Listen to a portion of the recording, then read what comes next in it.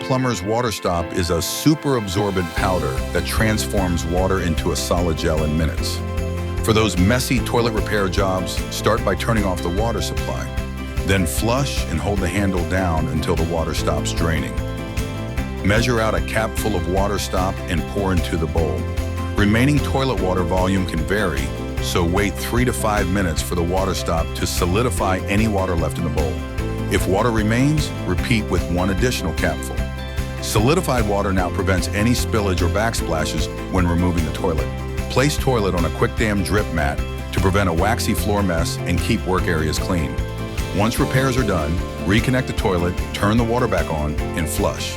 The excess water dilutes the gel and then flushes away, not harming septic or sewer systems. One bottle can have up to 20 applications, so a little goes a long way. Save and reuse your rags instead of plugging toilets.